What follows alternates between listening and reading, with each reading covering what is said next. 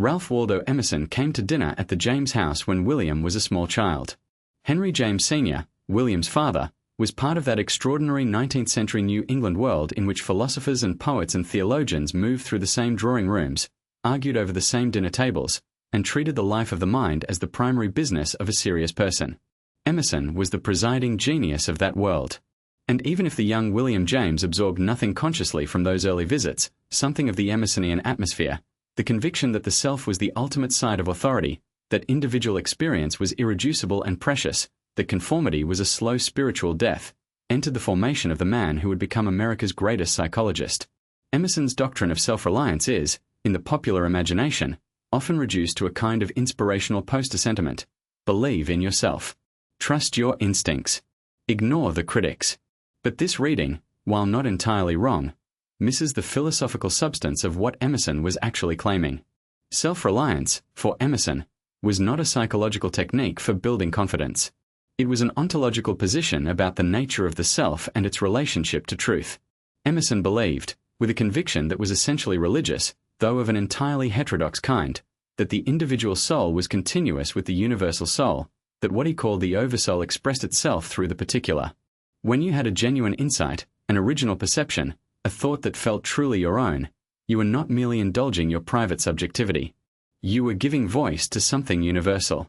This is why imitation and conformity were, for Emerson, not merely aesthetically inferior but morally catastrophic. When you repeat received opinion instead of speaking your own thought, when you consult convention instead of your own perception, you betray not just yourself but the larger current of life that was trying to speak through you. This is heady stuff, and James encountered it at an age when heady stuff matters most. He also encountered it at a historical moment when Emersonian self-reliance was being tested by the rise of institutions, universities, corporations, professional associations, bureaucracies of every kind, that required exactly the conformity Emerson had condemned. The America of James's maturity was not the America of Emerson's prime.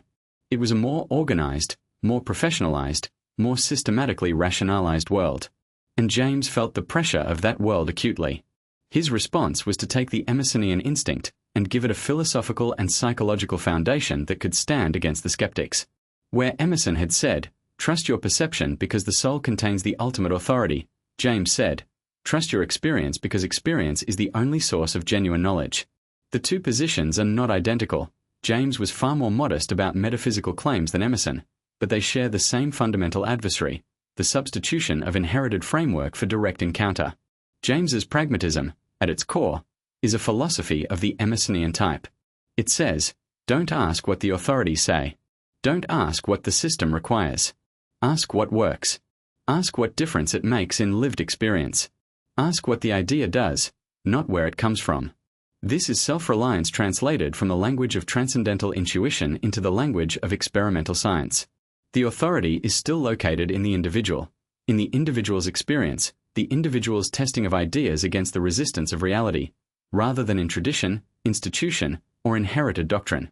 James delivered the centenary address on Emerson in 1903, and his remarks are revealing. He described Emerson as the seer of the infinite worth of the individual. He praised what he called Emerson's perception of the absolutely intimate and personal nature of reality, the insistence that truth was not something you reached by getting further from yourself, by abstraction and generalization, but something you reached by going more deeply into the particularity of your own experience. James saw in Emerson the precursor of everything he himself was trying to do: restore the concrete, the personal, the living particular against the tyranny of the abstract and the systematic. Both men shared a deep distrust of what James called vicious abstractionism, the tendency to take a map for the territory, a concept for the thing, a word for the experience it was meant to describe. Emerson had complained about the same tendency in different terms. He called it the tyranny of names. We learn the names of things, we manipulate the names confidently, and we mistake this manipulation for genuine knowledge, genuine engagement with the world. Both men insisted on returning to primary experience, to what is actually seen, felt, known, lived, as the only corrective to this persistent intellectual vice. For the individual in the early 21st century, the James Emerson inheritance offers something that feels both urgent and endangered: the insistence on your own epistemic authority. Not the arrogance of believing you cannot be wrong. Not the isolationism of refusing all external input, but the refusal to outsource your fundamental judgments to any external authority. tradition, institution, social consensus, professional credential, simply because that authority is external and therefore seems more reliable. Your experience is evidence. Your perceptions are data.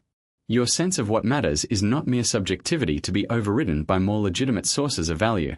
It is the very thing that has to be consulted if you are to live a real life rather than a performed one. Emerson told the graduating class at Divinity School in 1838 that they should not recite the creed of their master but find their own creed, should not preach a God borrowed from books but encounter the living God directly.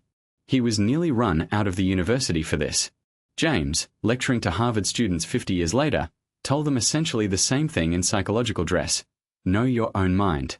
Trust what you have actually tested. Do not believe something simply because the right people believe it. And if your experience contradicts the official account, your experience is not automatically wrong.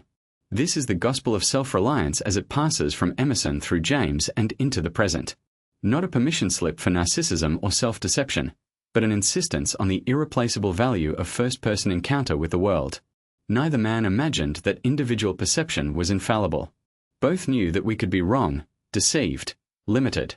But they believed, and built their philosophies on the belief, that the alternative to trusting your own experience was not wisdom but a different and more insidious kind of error. The error of living someone else's life, seeing through someone else's eyes, valuing what you have been told to value rather than what you have found, in the irreducible laboratory of your own existence, to be actually good.